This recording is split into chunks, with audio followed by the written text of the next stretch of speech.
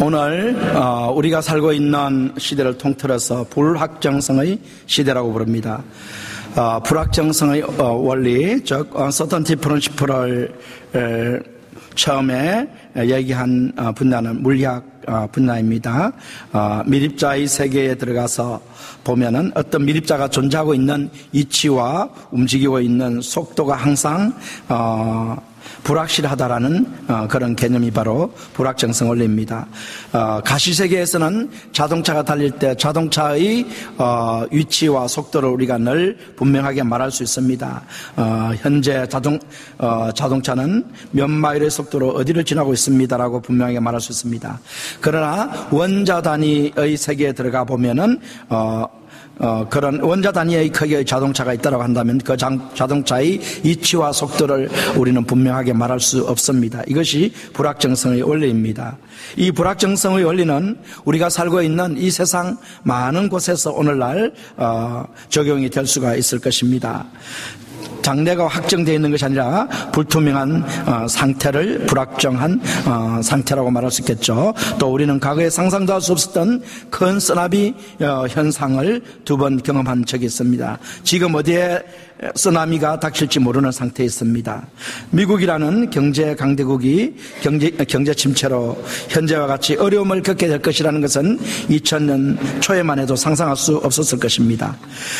십자군 전쟁을 일으켜 이슬람 제국들을 점령했고 유럽 대륙에 앞으로 그런 유럽 대륙에 앞으로 얼마 가지 않아 이슬람 종교로 가득 채워질 것이라는 전망이 있습니다. 반면에 우상숭배로 가득 찬 아시아 지역에 복음이 활발하게 전파되고 있습니다. 이런 상태를 18세기, 19세기, 20세기 초에만 해도 상상할 수 없었을 것입니다. 그러나 그것이 현실이 되어 가고 있습니다. 이와 같이 모든 것이 불확정성의 원리 속에서 세상이 돌아가고 있다는 것을 우리가 생각해 볼 수 있겠습니다. 오늘 본문 빌립보서 4장 5절에서 사도 바울이 너희 간용을 모든 사람에게 알게 하라. 주께서 가까우시니라 라고 말씀을 하십니다. 우리가 다른 사람을 포용하는 마음, 용서하는 마음을 가져야 하는데 그 이유는 주님께서 가까우시기 때문이라고 사도 바울이 이유를 설명을 했습니다. The Lord is at hand. 손안에 우리가 잡을 만한 거리에 주님이 와 계시다는 것입니다. 주님이 이와 같이 가까이 와 계시는 이 현실 속에서 우리가 해야 될 일이 바로 간용을 보이는 것이라고 말씀합니다. 우리는 주님의 재림에 대해서 분명히 3가지 사실을 알아야 합니다. 주님의 재림에 대해서 3가지 사실을 알아야 되는데 첫 번째가 바로 뭐냐면 주님께서 반드시 오신다라는 것입니다. 반드시 다시 오신다. 하늘로 올라가신 주님께서 우리에게 반드시 오시겠다라고 약속하셨습니다. 사도행전 1장 11절 말씀입니다. 다 같이 한번 읽어봐 주시겠습니다. 시작. 가로되 갈릴리 사람들아 어찌하여 서서 하늘을 쳐다보느냐. 너희 가운데서 하늘 올라오신 이 예수는 하늘로 가심을 본 그대로 오시리라 하였느냐. 예수님께서 반드시 올라가신 그대로 오시겠다라고 말씀하시는 그 천사의 말씀을 우리가 읽었습니다. 데살로니가전서 4장 16절 17절에서도 동일하게 말씀합니다. 다 같이 읽어보겠습니다. 주께서 호령과 천사장의 소리와 하나님의 나팔로 친히 하늘로 쫓아 강림하시리니 그리스도 안에서 죽은 자들이 먼저 일어나고 그 후에 우리 살아남은 자도 저희와 함께 구름 속으로 끌려 올려 공중에서 주를 영접하게 하시리니 그리하여 우리가 항상 주와 함께 있으리라. 주님께서 반드시 오셔서 우리를 인도하셔서 공중으로 끌어올려서 천국으로 인도하신다라는 이런 말씀입니다. 주님께서는 반드시 오십니다. 자, 2번째 주님 오심과 관련해서 주님의 오심은 곧 오신다는 것이죠. 곧 바로 지금 얼마 있지 않아서 오신다라는 이런 말씀이죠. 주님은 곧 오신다. 이걸 여러분들이 기억하셔야 되는 것입니다. 주님의 재림이 언제인지에 대해서는 우리가 정확하게 알 수 없습니다만은 정확하게 말할 수 있는 것은 주님께서 곧 오신다라는 사실입니다. 그럼에도 불구하고 재림의 날짜를 정해놓고 주의 재림을 기다리는 시한부 종말론자들이 많이 있어 왔습니다. 우리나라에서도 그 대표적인 시한부 종말론은 다미 선교회 이장님 사건이었습니다. 1992년에 많은 사람들을 유혹해서 큰 운동장에 모아놓고 거기서 주님의 재림을 기다리고 있었습니다. 그분들은 모든 재산을 다 팔아서 교주 이장님 씨의 통장에다 다 입금시켰습니다. 그런 다음에 한 곳에 모여서 주님이 오시기를 학수고대하고 있었는데 정한 날짜 밤 12시까지 공중을 바라보며 주님 오시기를 기다리고 있었습니다. 그러나 자정이 넘어도 주님은 오시지 않으셨습니다. 그 다음 날에도 오시지 않으셨습니다. 그렇게 되자 40억 원이나 되는 성도들의 재산을 가로챈 교주 이장님은 사기죄로 2년이라는 가벼운 형벌을 받고 풀려났습니다. 그러나 그에게 자신의 잘못을 인정하느냐라고 기자들이 물어보았을 때 그 대답이 참 놀라운 대답이었습니다. 내가 잘못한 것이 없다. 나는 단지 시한부 종말론을 주장하는 미국 책을 번역해서 출판했을 뿐이다라고 말을 했습니다. 그러나 그 시한부 종말론에 빠졌던 수많은 사람들은 모든 것을 잃어버렸습니다. 재산, 가정, 자녀, 인생을 모두 잃어버렸습니다. 그렇기 때문에 우리들은 시한부 종말론을 주장하는 사람들을 경계해야 합니다. 그들은 모두 이단입니다. 성도를 망하게 하는 이단이라는 사실을 우리가 분명히 기억하셔야 합니다. 주님께서 가르치시는 정확한 재림의 교리는 이렇습니다. 날짜는 알 수 없으나 곧 주님께서 재림에 오시기 때문에 우리들이 준비를 하고 살아야 합니다라는 것입니다. 5절 말씀을 우리가 보면 너희 간용을 모든 사람에게 알게 하라. 주께서 가까우시니라. 주님께서 우리 곁에 와 계시다라는 말씀입니다. 주님은 곧 오십니다. 사랑하는 성도 여러분, 우리는 종말 마지막 날에 지금 살고 있다는 사실을 기억하셔야 합니다. 주님의 재림의 때는 불확실합니다. 불확정성의 원리 안에 있습니다. 그렇지만 주님께서 곧 오십니다.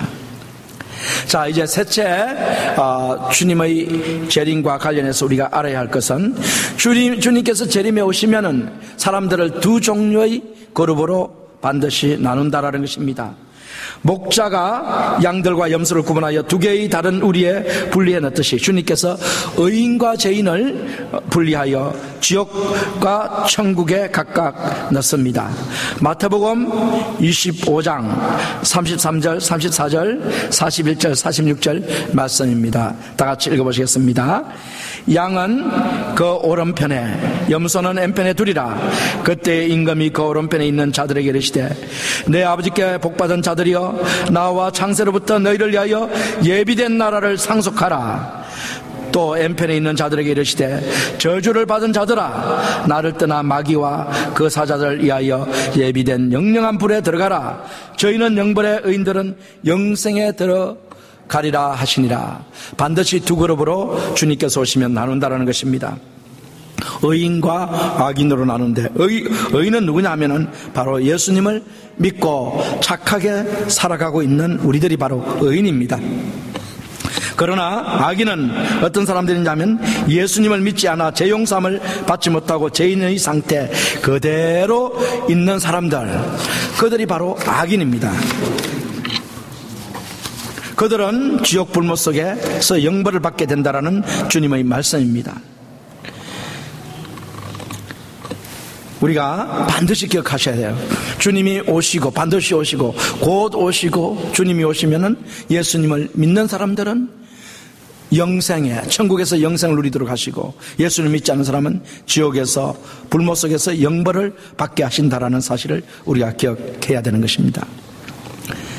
자, 그러면 이와 같이 주님의 재림이 반드시 있는데 이 재림에 오시는 시기에 종말에 살고 있는 우리들은 그러면 어떻게 살아야 할 것인가를 오늘 말씀해 주시고 있습니다. 읽은 본문의 말씀이 바로 빌립보서 4장 2절에서 7절 말씀이 종말을 사는 성도들에게 주시는 교훈입니다. 그 교훈에 대해서 우리가 5가지를 살펴보도록 하겠습니다.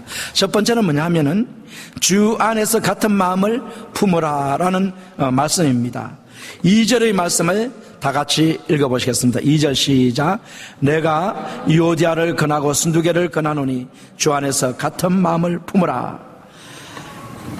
이 말씀에 대해서 좀 더 정확하게 원어 성경을 통해서 살펴보면 다음과 같습니다. 내가 계속해서 유오디아에게 간청하고 순두계에게 간청합니다. 주 안에서 한 마음을 품으십시오 라는 이런 말씀입니다. 바울은 빌립보 교회의 일꾼인 두 여인에게 간청을 하고 있습니다. 그들이 서로 다투며 불화하며 살고 있는 이 상황 속에서 다투지 말고 화평하며 화목하며 한 마음을 품으라고 간청을 하는 것입니다.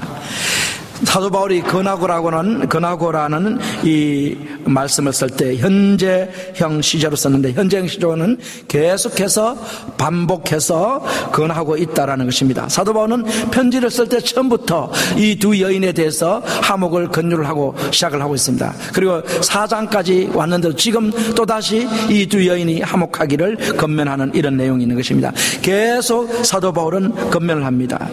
왜냐하면은 교회의 일꾼인 이 두 여인이 다투고 화목하지 않기 때문에 교회에 큰 어려움이 있기 때문입니다. 사실 교회에서 참 중요한 것은 화목이 중요합니다. 우리가 교회가 분열되게 되면은 아무리 큰 교회라도 분열되게 되면은 이게 참 교회가 주님의 복음을 전하는데 상당한 그런 지장이 있게 되는 것입니다. 우리 교회도 마찬가지고요. 어떤 교회든지 이 교회 내에 특히 일꾼들 간에 분열이 되어버리면은 교회가 나눠지고 이런 형편이 일어나는 것입니다. 그렇기 때문에 사도 바울은 그런 것을 염려해서 빌립보 교회 두 일꾼인 이 유오디아와 순두계에게 화목할 것을 계속 권면하고 있는 것입니다. 자, 그런데 이 화목을 어떻게 하라고 권면하느냐면 주 안에서 화목하라라는 것입니다. 엔큐리오라는 말씀을 썼는데, 이것은 우리의 힘으로는 화목할 수 없습니다. 그러나 주님의 능력으로, 성령의 능력으로 우리가 화목할 수 있다라는 권면입니다. 정욕을 쫓게 하는 육신 안에서 화해할 수 없으나 원수까지도 사랑하신 주님의 마음을 우리가 소유할 때 우리들이 서로 화해하고 사랑할 수 있다는 것입니다. 주의 영 성령께서 우리 안에 일을 하고 계십니다. 우리의 마음에 미움을 없애고 사랑을 풍성하게 채워주십니다. 이 성령의 능력을 잊고서 우리들은 서로 사랑할 수 있는 것입니다. 용서할 수 있습니다. 유오디아와 순두계는 그런 사랑을 서로 해야 합니다. 인간적인 관계, 육신적인 생각을 할 때 원망하고 미워할 수밖에 없는 관계입니다. 그러나 주님께서 죄인된 우리를 사랑하시고 우리를 위해서 십자가에서 죽기까지 사랑하신 그 사랑을 이번 우리가 그 주님의 아가페의 사랑을 본받는다면 육신적이고 인간적인 미움을 뛰어넘어 주님의 사랑으로 형제 자매님들을 서로 품고 한 마음이 될 수 있습니다. 우리들이 교회 안에서 원망할 수밖에 없고 미워할 수밖에 없는 사람에 대해서 그 사람을 사랑할 수 있는 힘이 우리에게 있습니다. 그것은 우리가 주님 안에 있기 때문입니다. 주님의 사랑을 입었고 지금도 주님께서 부어주시는 아가페의 사랑을 받고 있기 때문입니다. 로마서 5장 5절 말씀을 다 같이 한번 읽어보겠습니다. 소망이 부끄럽지 아니하면 우리에게 주신 성령으로 말미암아 하나님의 사랑이 우리 마음에 부은 바 됨이니. 성령께서 우리 마음속에 하나님의 아가페의 사랑을 계속 부어주고 계십니다. 그러므로 우리는 그 주님께서 주시는 사랑의 힘으로 어떤 사람도 다 포용하며 사랑할 수 있습니다. 하물며 교회 안에 주님의 피로 맺어진 형제 자매님들을 왜 사랑하지 못하겠습니까? 우리들은 주 안에서 서로 사랑하며 한 마음을 품을 수 있습니다. 우리 안에 계신 성령께서 우리는 우리 몸으로 죄를 짓지 말라고 말씀을 하십니다. 화해하지 못하고 미워하는 것, 분열된 마음은 죄입니다. 고린도전서 6장 19절 말씀을 읽어보시겠습니다. 너희 몸은 너희가 하나님께로부터 받은 바 너희 가운데 계신 성령의 전인 줄 알지 못하느냐? 너희는 너희 것이 아니라. 우리 몸은 우리 자신의 것이 아닙니다. 우리 몸 안에는 성령께서 계시는 하나님의 성전으로 하나님께서 예수님의 피로 산 몸입니다. 그렇기 때문에 우리 몸을 가지고 마음대로 미워해서는 안 된다는 것입니다. 우리는 하나님께서 원하시는, 기뻐하시는 일을 해야 합니다. 우리 안에 계신 성령님께서 기뻐하시는 일을 해야 합니다. 성령님께서 원하시는 것, 하나님께서 원하시는 것, 서로 사랑하고 서로 한 마음을 품고 주님을 위해서 헌신해야 합니다. 미워하는 것은 사탄의 일입니다. 따라서 형제자매님들 미워하는 것은 성령을 근심하게 하시고 사탄을 기쁘게 하는 일입니다. 요한일서 3장 10절에 보면은 이러므로 하나님의 자녀들과 마귀의 자녀들이 나타나느니 무릇 의를 행치 아니하는 자나 또는 그 형제를 사랑하지 아니하는 자는 하나님께 속하지 아니하니라. 여러분, 미움은 자신을 죽이고 다른 사람도 죽입니다.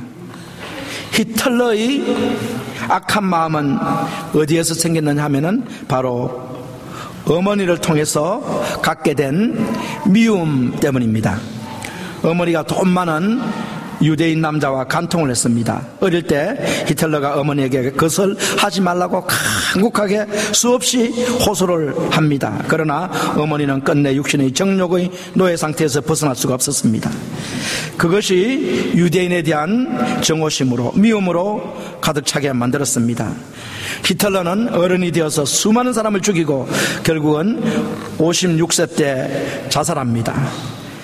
그가 하나님을 떠나 정오심으로 가득 찬 마음을 가졌을 때 그는 자신도 죽일 뿐만 아니라 다른 사람도 죽인다는 사실을 분명히 우리는 기억하셔야 되는 것입니다. 우리가 하나님을 사랑하는 표시가 무엇인 줄 아십니까? 하나님을 사랑하는 표시는 바로 형제 자매님들을 사랑하는 것입니다. 요한일서 4장 20절 21절의 말씀입니다.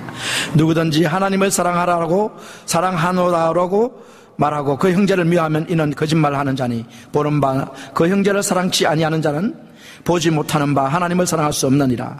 우리가 이 계명을 주께 받았으니 하나님을 사랑하는 자는 또한 그 형제를 사랑할지니라. 하나님을 사랑하는 자는 형제를 사랑하는 것입니다. 바울은 답답해서 견딜 수가 없었습니다. 그렇게 교회와 주님을 위해서 열심히 섬겼던 두 여인이 서로 미워하고 화해하지 못하고 있기 때문입니다. 주님께서 오실 때가 가까워왔는데 그녀들이 싸우고 있는 것을 볼 때 안타까움을 금할 수 없었습니다. 그래서 바울은 그녀들에게 권면을 합니다. 내가 요디아를 권하고 순두개를 권하노니 주 안에서 같은 마음을 품으라. 이것은 종말을 살고 있는 우리들에게 주시는 권면입니다. 우리는 서로 사랑하며 오직 한 마음으로 주님과 교회를 섬겨야 하는 것입니다. 청교도 시대 때 아주 영성으로 뛰어난 지도자 한 사람이 있었는데 그 사람이 누구냐면 크로멜 장군입니다. 영국 역사 가운데서 빛나는 거성입니다. 그의 생활 가운데 이런 일화가 있습니다. 자기가 가장 사랑하는 맏아들이 그만 세상을 떠났습니다. 큰 슬픔을 당했습니다. 모든 하는 일이 뜻대로 되지 아니합니다. 크게 낙심합니다. 그러던 중에 성경을 읽다가 빌립보서 4장을 읽기 시작해서 내가 풍부한 데 처할 줄도 알고 내가 비천한 데 처할 줄도 알고, 이런 말씀을 읽으면서 가만히 생각하기를 나도 이런 비결을 배웠으면 얼마나 좋겠냐 하면서 그는 계속해서 성경을 읽어 내려갑니다. 13절에 와서 내게 능력 주시는 자 안에서 내가 모든 것을 할 수 있느니라. 이 말씀을 읽게 되는 순간에 크로멜이 갑자기 일어나면서 사도 바울의 그리스도는 오늘날 나의 그리스도가 아니냐라고 외쳤다라는 것입니다. 여러분, 우리에게 능력 주시는 자 예수 그리스도가 우리 안에 계십니다. 예수 그리스도께서 우리 안에 계시기 때문에 우리는 이로부터 오는 능력을 힘입고 형제 자매님들을 사랑할 수가 있는 것입니다. 화목할 수가 있는 것입니다. 한 마음이 될 수가 있는 것입니다. 우리 다 같이 한번 따라해 보시기 바랍니다. 내게 능력 주신 자 안에서 형제 자매님들을 사랑하고 한 마음이 될 수 있습니다. 시작.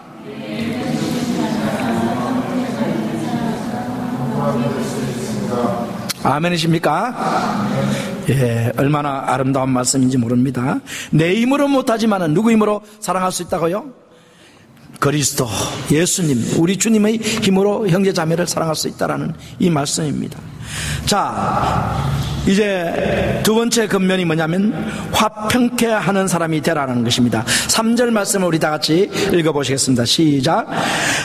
또 참으로 나와 멍에를 같이 앉아 내게 구하노니 복음에 나와 함께 힘쓰던 저 부녀들을 돕고 또한 클레멘도와 그 외에 나의 동역자를 도우라.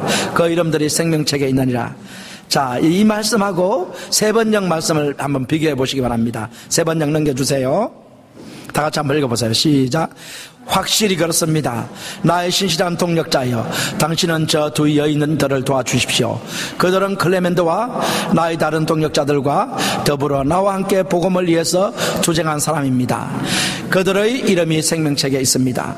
새 번역하고 우리가 읽은 개역개정 번역하고 약간 차이가 있죠. 그죠?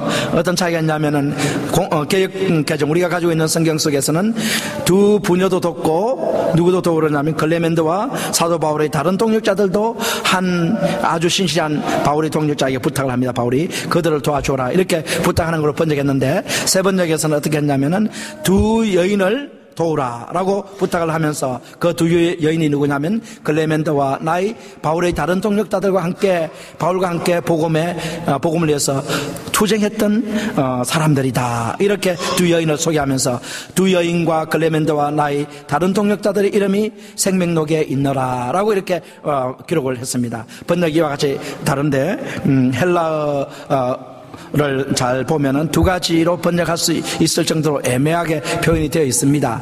그러나 문맥을 자세히 우리가 읽어보면은 세 번역 문맥으로 이해하는 것이 좀 더 문맥 흐름이 자유스럽습니다. 그렇다고 개역 개정이 잘못됐다라는 말이 아닙니다. 우리는 정확하게 이런 것은 알 수 없지만 문맥 흐름으로 봐서는 세 번역이 좀 더 잘 된 것 같습니다. 자, 그렇다면은 이 번역 내용에 따라서 사도 바울이 한 사람에게 빌립보 교회에 있는 한 성도에게 부탁을 합니다. 그 성도가 누군지 이름이 나와 있지 않아요. 내게 부탁한다, 당신에게 부탁한다 이런 말인데 이 당신이 누가라고 지금 이제 유명한 신학자가 해석을 한 것입니다. 디모데도 아니고 에바브라디도도 아닙니다. 왜냐하면 디모데와 에바브라디도는 지금 편지를 쓸 당시에 바울과 함께 있었죠. 로마 감옥에 함께 있는 사람들이기 때문에 그들은 대상이 아닙니다. 그러면 바울의 신실한 동역자가 현재 빌립보에 있을 만한 사람이 누구일까? 누가가 적합하다는 것입니다. 그렇다면 누가라고 하면은 누가 사도행전을 기록했고 누가복음을 기록한 누가입니다. 라면은 누가에게 부탁을 합니다. 누가요, 나의 동역자여, 저 두 부녀를 제발 도와서 한 마음이 되게 하라 이렇게 이제 부탁을 하는 거예요. 지금 두 부녀가 싸우니까 교회가 너무나 어수선해요. 그래서 제발 저 두 부녀를 도와가지고 한 마음이 되게 하라. 이게 이제 바울의 부탁입니다. 3절 말씀이 그 부탁입니다. 이 부탁은 바로 화평케 하는 자가 되라는 이런 부탁이 되는 것이죠. 자, 이 부탁 속에는 우리가 화평케 되어야 할 이유, 우리가 하나가 되어야 할 이유 세 가지가 나오는데, 첫째는 바로 뭐냐면 우리 안에 주님께서 계시기 때문에 그리스도의 마음으로 우리가 하나가 되어야 합니다. 둘째는 우리는 복음을 위해서 함께 힘을 합하여 싸우는 동력자들이기 때문에 우리가 하나가 되어야 합니다. 셋째는 우리는 장차 하늘나라의 한 가족으로 영생을 누릴 것이기 때문에 생명록에 이름이 다 같이 기록되어 있기 때문에 하나가 되어야 합니다. 이렇게 말씀을 하고 하면서 이 두 여인을 하나가 되도록 만들으라고 부탁을 하는 것입니다. 자, 그렇다면 공동체에서 우리 스스로 하나가 되기 위해서 힘쓰는 것이 매우 중요합니다. 또 한 가지 중요한 것은 뭐냐면은 공동체에서 싸우고 있는 두 사람을 화목하게 만드는 이 역할이 얼마나 중요한지 모른다는 것입니다. 사도 바울은 지금 그 역할을 누가에게 시키고 있는 것입니다. 여러분, 바울은 화평케 하는 사람입니다. 화평을 만드는 사람이죠.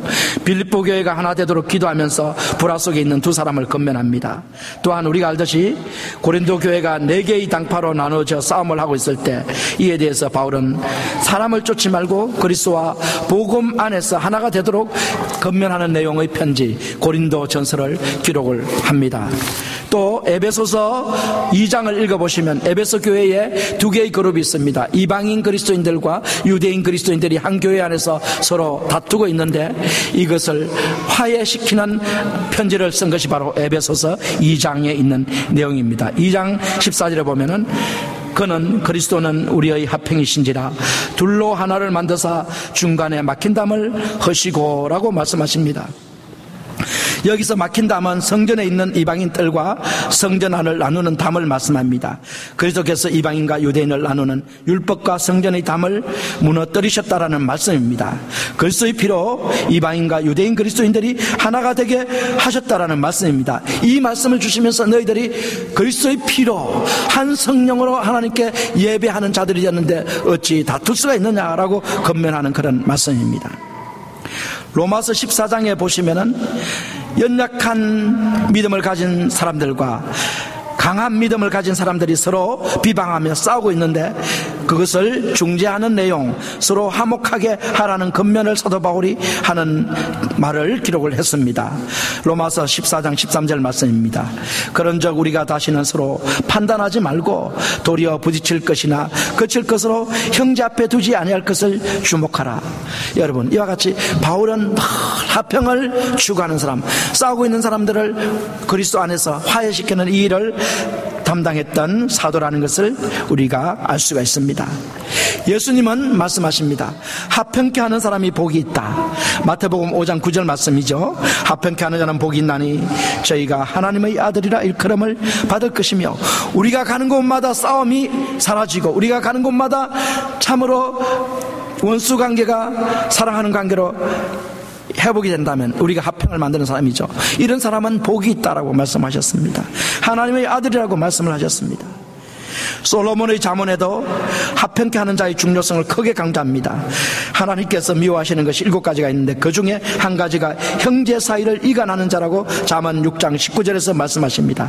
형제 사이를 이간하는 자는 화평케 하는 자와 정반대의 행동을 하는 사람입니다.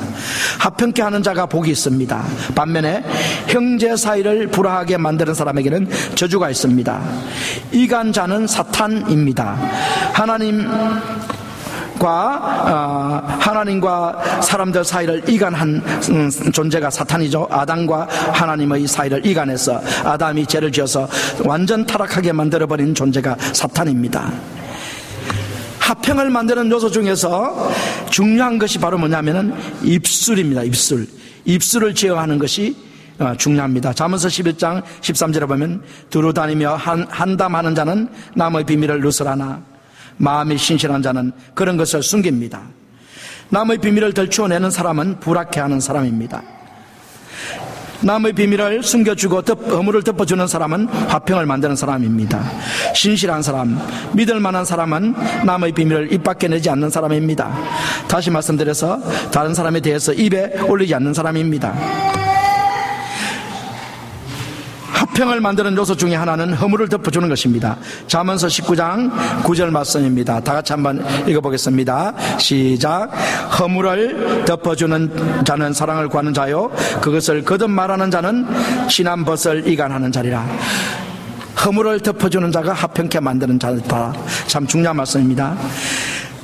바울이 종말을 살고 있는 우리들에게 권면한 두 번째의 권면은 화평케 하는 자가 되어라는 것입니다. 이제 바울이 우리에게 하는 세 번째의 권면에 대해서 살펴보도록 하겠습니다. 세 번째의 권면은 항상 기뻐하라입니다. 항상 기뻐하라. 바울은 빌립보 성도님들에게 기뻐하라고 명령을 합니다. 또다시 기뻐하라고 명령을 합니다. 주 안에서 기뻐하라고 명령을 합니다. 이 명령은 두 개의 명령 중에 첫 번째의 것인데 두 번째의 명령은 5절에 나옵니다. 그래서 4절과 5절을 우리가 다 같이 읽어보겠습니다. 시작. 주 안에서 항상 기뻐하라.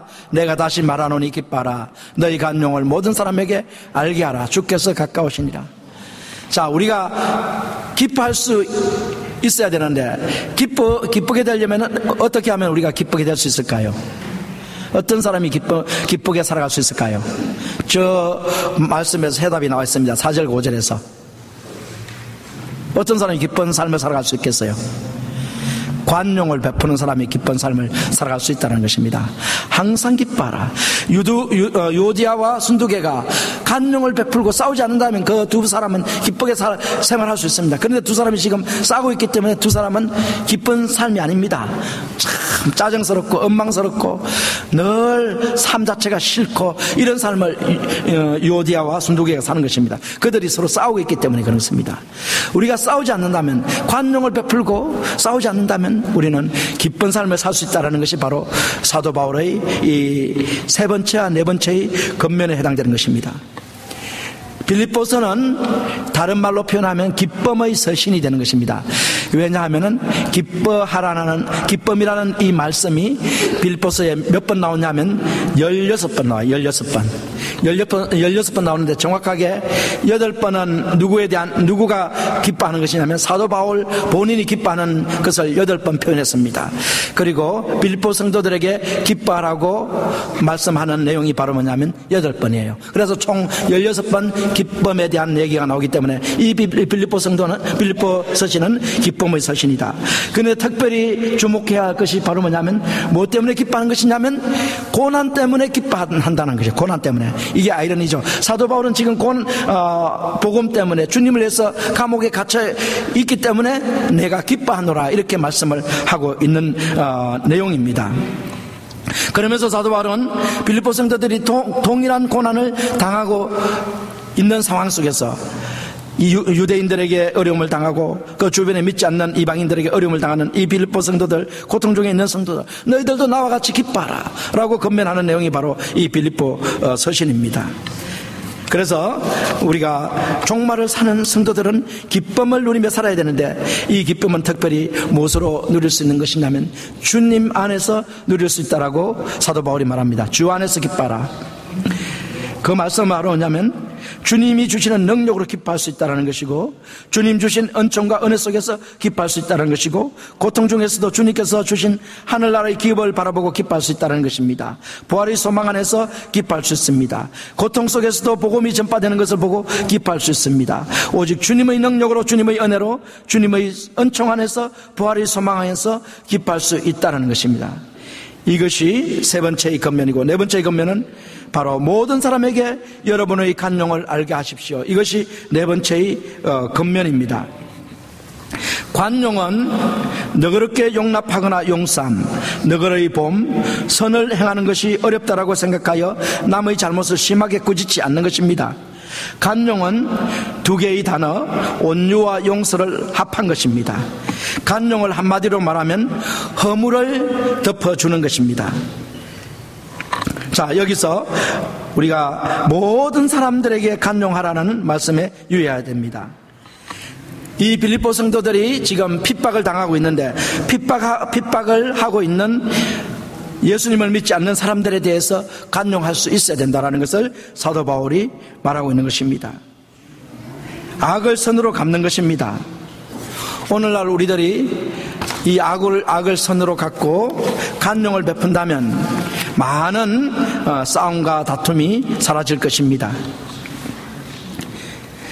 관용이라는 말을 한마디로 말하면 허물을 덮어주는 것이라고 이렇게 정의를 했는데, 간용의 소극적인 의미는 또 무엇이냐? 소극적인 의미가 허물을 덮어주는 것입니다. 적극적인 의미는 무엇이냐면은 다른 사람을 세워주는 것입니다. 유오디아와 순두개가 지금 싸우고 있는데 싸움 가운데 보면 서로를 허물어 버리기 위해서 싸우는 것입니다. 낮추기 위해서 싸우는 것입니다. 만약에 유오디아가 순두개를 높여주고 세워주고 순두개가 유오디아를 세워준다면 어떤 일이 벌어질까요? 싸움은 없어지는 것입니다. 이게 간용이에요. 간용은 다른 사람을 세워주는 것입니다. 나보다 높여주는 것이 바로 이게 간용이라는 것입니다. 이게 적극적인 차원에서의 간용입니다. 우리들의 신앙생활 속에서 그렇기 때문에 이 허물을 덮어주는 것과 함께 다른 사람을 세워주는 것, 이게 얼마나 중요한지 모릅니다. 이 일을 하게 되면은 우리는 아주 기쁜 가운데 신앙생활을 할 수 있다는 것입니다. 미국에서 있었던 일입니다. 어느 극장에서 음악회가 열렸습니다. 막이 오르기 전에 사회자가 바라보니 청중석에 한 할머니가 모자를 벗지 않은 채 앉아 있었습니다. 저 같으면 그 할머니에게 뭐라고 할까요? 이제 음악회가 시작될 테니까 할머니 점잖게 모자를 벗어 주십시오, 이렇게 건면을 하겠죠. 이렇게만 해도 점잖은 건면이 됩니다.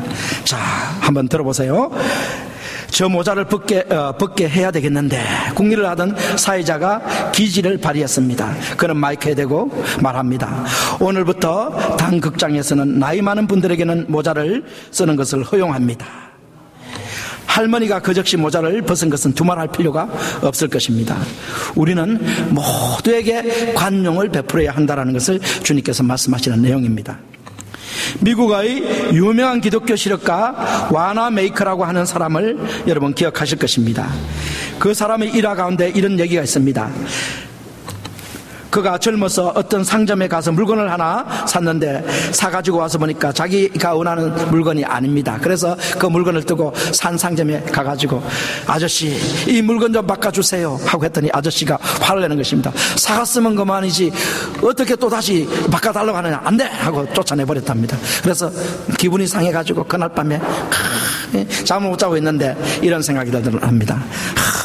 내가 지금 상점을 운영해서 오는 사람마다 다 물건 바꿔달라면 다 바꿔주는 그런 주인이 되어 봐야 되겠다, 그런 마음이 들더래요. 그래서 상점을 조그만 구멍가게를 하나 만들어가지고 오는 사람에게 친절하게 물건 바꿔달라면 다 바꿔주고 쓰던 것도 바꿔주고 다 했더니 이 상점이 계속 커지는 거예요. 그래가지고 워나메이커가 백화점 왕이라는 것 여러분 잘 아시죠? 미국 동부에 가면 워나메이커 그 빌딩들이 쫙쫙 서 있습니다. 이 바로 뭐냐면은 친절한 이 마음과 행위 속에서 이 워나메이커가 성공을 했다라는 것이죠. 그래서 이 친절 본의, 이것이 바로 뭐냐면 관용의 하나의 또 일부가 바로 친절이에요. 우리가 누구를 대하든지 친절하게 대할 수가 있어야 되는 것이죠. 이 친절함, 이것이 관용이라는 것을 여러분 기억해 주시기 바랍니다. 자, 다섯 번째 권면이 뭐냐면 아무것도 염려하지 말고 오직 모든 일에 기도와 간구로 감사함으로 하나님께 아뢰십시오. 본문 6절 7절입니다. 다 같이 한번 읽어보겠습니다. 시작. 아무것도 염려하지 말고 오직 모든 일에 기도와 간구로 너희 구할 것을 감사함으로 하나님께 아뢰라. 그리하면 모든 지각에 뛰어난 하나님의 평강이 그리스도 예수 안에서 너희 마음과 생각을 지키시리라. 예, 염려는 인생의 보탬이 될까요, 안 될까요? 염려가 가장 경제학 하시는 분이 있겠죠. 가장 비생산적인 것이 바로 뭐냐면 염려라 그랬습니다. 생산적인 것이 하나도 안 되는 게 염려. 그래서 예수님께서 염려한다고 네 키가 한 자 더 자라겠느냐, 염려한다고 너 먹을 거 없는 게 생기겠느냐, 염려하지 말라, 주님께서 그렇게 말씀하신 것입니다. 중세 유럽에 콜레라가 한창 번성할 때 나온 이야기입니다. 한 농부가 마차를 몰고 성을 향해서 가고 있었는데 갑자기 어느 부인이 마차를 세웁니다. 성까지 태워달라기에 부인을 태우고 가는데 좀 분위기가 이상한 것을 느낍니다. 마차를 세울 때는 그렇지 않았는데 태우고 나서 보니 그 여인이 소름 끼치는 묘한 웃음을 흘리고 있는 것입니다. 농부가 물었습니다. 부인은 누구십니까? 나는 콜레라 여사요. 왜 제 마차에 타셨습니까? 저 성 안에 있는 사람들을 죽이려 가기 위해서요. 그렇다면 부인을 태울 수 없으니까 내리시오. 날 태워주지 않으면 당신을 죽이겠소. 그러면 나와 한 가지 약속을 합시다. 내가 당신을 성까지 태워줄 테니 가서 5명만 죽이시오. 그래서 꼭 5명만 죽이기로 하고 마차를 태우고 착 성까지 갑니다. 성 앞에 딱 왔는데 보니까 시체가 쭉 늘어졌습니다. 이 농부가 화가 났어요. 아, 여사, 5명만 죽이려 하고서 왜 이렇게 많은 사람들을 죽였습니까? 그게 아니란 말이요. 나는 한 명도 지금까지 죽인 적 없어. 저 사람들은 다 누구냐면 내가 온다는 말을 듣고 염려해서 죽은 사람들이요. 자, 우리가 염려라는 것이 이와 같이 참 자기를 죽일 수 있다는 것을 말씀하는 것입니다. 우리가 염려하지 말아야 한다고 주님께서 말씀하시고, 자, 지금은 독립된 인도네시아라고 하는 나라가 있는데 이 인도네시아에 가면은 바탁교회, 바탁처치라는 그런 이름이 좀 별나죠. 그런 교회가 인도네시아에 있는데 인도네시아 사람으로 조직된 교회인데 다른 선교부의 도움을 하나도 받지 않고 자립해서 세워져 나가고 있는 교단입니다. 이 교회에는 약 50만 명의 성도가 있습니다. 그런데 이 교파가 어떻게 해서 생겨졌는가, 이게 참 대단히 흥미롭습니다. 북부에 있는 유럽 북부에 있는 어떤 청년이 소년 시절에 중한 다리에 병이 들었습니다. 그때 의사들이 이 다리를 자르지 않으면 소년이 죽는다라고 생각을 하고 다리를 자르자고 부모에게 요청을 했습니다. 부모도 그 말을 받아들이고 그럽시다. 소년을 살리는 것이 낫지 다리 하나 없는 것보다 살리는 것이 낫다. 그래가지고 부모도 아이를 설득하려고 갑니다. 그랬더니 아이가 그 말을 듣고 가만히 생각해 보더니 이렇게 대답을 합니다. 성경에 보면 어머니, 예수님께서는 죽은 자들도 살리셨고 못 고칠 병에 걸린 사람들도 다 살리셨는데, 고쳐주셨는데 내 다리 정도도 예수님이 고쳐주시지 않으시겠어요? 이 분명히 고치실 수 있을 것입니다 라고 이렇게 말하면서 나는 예수님께서 다리를 고쳐달라고 간절히 기도하기를 원합니다 라고 대답을 했습니다. 그랬더니 어머니가 그 말에 감복을 받아서 그래 얘야 나와 같이 기도하자고 어머니하고 이 아이가 두 분이서 기도를 해서 다리가 결국 치유가 되었어요. 그래서 이분이 내 다리를 고쳐주신 예수님께 내가 드릴 것이 뭐 있는가? 나의 생명을 드려야 되지 않겠느냐라고 생각하면서 인도네시아의 홀홀 단신으로 오직 믿음을 가지고 그곳에 가서 교회를 개척해서 전도를 했는데 그 교회가 바로 바탁교회라고 말씀합니다. 자, 오늘 우리가 이제 이 말씀을 통해서 우리가 아무것도 의미하지 말고 기도해야 되는데, 그러면 주님께서 모든 지각에 평강에 뛰어나신 주님께서 우리의 모든 생각을 지켜주신다고 말씀하지 않습니까? 그것은 바로 기도 응답을 약속하신 말씀입니다. 주님은 여러분 살아계신다는 사실을 분명히 믿으셔야 돼요. 믿으십니까? 주님 살아계셔요. 그래서 제가 이제 40일 작정 새벽기도회, 사순절 작정 새벽기도회 2011년 때 있었던 일 간증 하나고 2012년 때 있었던 일 간증 하나를 하겠어요. 그래서 첫 번째 거는 저희 얘기인데, 제가 2011년도에 기도할 때 우리가 이제 그 당시 무슨 기도 제목을 가지고 기도했냐면은 제가 그때 영주권을 아직 받지 못한 상태에서, 영주권을 받지 못하면은 미국에는 살기가 참 어렵잖아요. 힘든 그런 상황이 되니까. 그리고 특별히 이제 제가 목회하려면 영주권이 있어야 되니까. 그래서 주님께 40일 작정하기 전에 제목을 40일 작정 끝날 때 제가 영주권을 받아야 되겠습니다, 가져야 되겠습니다, 그렇게 기도 제목을 정했어요. 그래가지고 기도를 했습니다. 그래서 40일 이제 들어가는데 4월 이제 기도 절반 지났을 때 4월 3일자에 바로 지문을 찍으러 오라고 편지가 왔어요. 그래서 지문을 찍었죠. 그래서 지문을 찍고 또 이제 지문 찍었지만 아직 단계가 영주권을 받아야 되지 않습니까? 지문 찍은 가지고는 안 되고, 그래서 영주권을 받아야 되는데, 그래서 지문 찍고 오면서 어떤 우리 기도해 주신 분한테 전화를 했더니, 목사님 그러면 염려하지 마세요. 앞으로 한 1년 아니면 2년 있으면은 영주권 나옵니다. 그렇게 대답을 하더라고요. 그래서 그때 우리 집 사람이 하는 얘기가, 아니에요, 집사님. 이번 40일 작정 새벽기도 이게 4월 25일쯤 끝나는데 그 내에 안 나오면 우리는 턴해가지고 한국으로 갑니다. 이렇게 대답을 하더라고요. 그래서 저도 그 소리를 들으면서 이게 참 심각한 문제구나. 딱 그래 심각하더라고요. 그래서 하나님께 더 이제 새벽기도에 간절히 막 기도를 하기 시작했는데, 언제 이 영주권을 받은지 아십니까? 40일 딱 끝나는 날, 그날 연락이 왔어요. 우리 손에 쥐었죠, 그때. 딱 손에 쥐었어요. 기도 제목이 뭐냐면 영주권을 손에 쥐겠다 해달라는 게 40일 작정 새벽 기도 때. 그래서 딱 끝나는 날 우리는 영주권을 손에 딱 잡았어요. 딱. 이게 기도 참 하나님 살아계시다는 거 그때 너무나 뼈저리게 우리가 체험을 했습니다.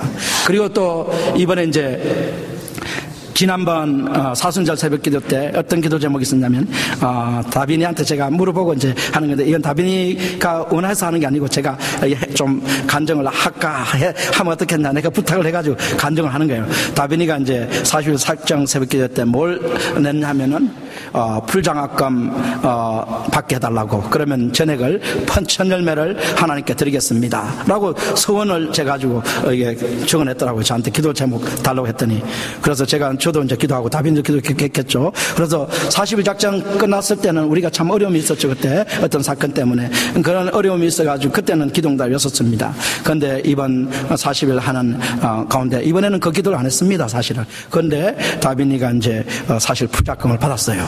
인터내셔널 학생으로 참 놀라운 일이죠. 불장을 받아가지고 그 서원대로 하나님께서 헌금을 드렸습니다. 그래서 하나님 살아계시다라는 것이 너무나 분명하게 느껴지는 사건들이 일어나더라는 것입니다. 여러분, 우리가 아무도 염려하지 말고 오직 모든 일 기도로 간구를 하나님께 구하십시오. 그러면 살아계신 하나님께서 하나님 그리스도의 평강이 우리에게 넘치도록 채워주신다는 것을 주님께서 분명히 말씀해 주시는 것입니다.